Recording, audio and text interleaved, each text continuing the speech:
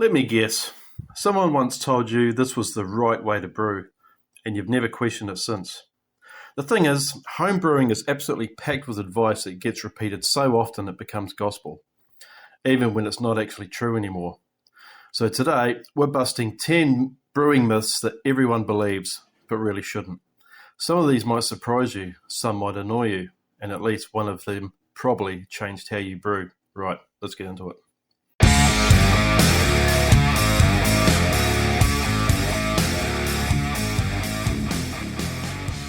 Myth number 1. You must chill your wort as fast as possible, or it'll get infected. This one scares new brewers more than almost anything else.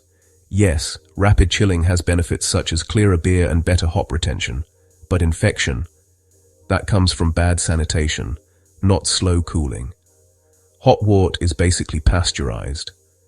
Plenty of brewers use no-chill methods and make fantastic beer with zero infection issues. Chill speed is a quality choice, not a safety requirement. Myth number 2. Any oxygen after fermentation will instantly ruin your beer. Oxygen can cause oxidation, but it's not instant death. Oxidation is cumulative and time-dependent. A tiny bit of oxygen during a transfer or dry hop isn't automatically catastrophic, especially if the beer is consumed fresh. Good practice matters. Obsession doesn't. Myth number 3. You need a violent rolling boil. You'll often hear that if your boil isn't ripping hard, you're doing it wrong. In reality, you just need enough boil to drive off DMS, isomerize hops, sterilize the wort. A strong simmer does all of that just fine. A harder boil mostly increases evaporation and sometimes strips aroma. Myth number 4. Clear beer is better beer. Clarity is visual, not a universal quality marker. Some of the world's best beers are intentionally hazy, such as wheat beers, saisons, and New England IPAs. Haze doesn't mean poor brewing, and clear beer doesn't guarantee good flavor. In fact, chasing brilliance can sometimes hurt mouthfeel and character. Myth number 5. More hops always means more hop flavor. This one hurts because hops are expensive. There's a saturation point where adding more hops doesn't give you more aroma or flavor, just more grassiness, harshness, or hop burn. Timing, temperature, and hop selection matter far more than just dumping more hops in the kettle or fermenter. Myth number 6. Every beer needs a secondary fermenter. This advice made sense decades ago. Today, not so much. Modern yeast is healthier and more reliable. Leaving beer on the yeast cake for a few weeks rarely causes problems at home brew scale. Secondary fermentation is useful for long aging, fruit or wood additions, bulk conditioning.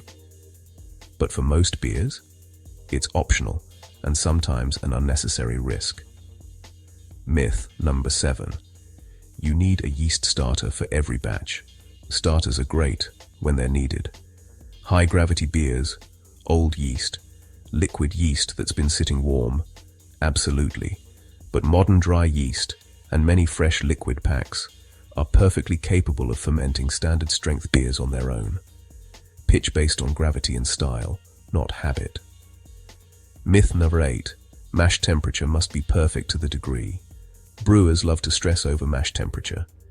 Yes, mash temp affects fermentability, but enzymes work across a range.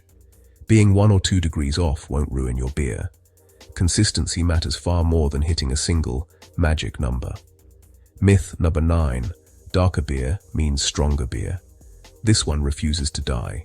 Color comes from malt roasting, not alcohol content. A 4% stout can be darker than a 9% triple. Dark doesn't mean heavy. Pale doesn't mean weak. Myth number 10. There's only one right way to brew. This might be the most damaging myth of all. Brewing is full of shortcuts, workarounds, and personal preferences that all produce great beer. Understanding why techniques work is far more important than blindly following rules. If your process makes beer you love, it's probably working.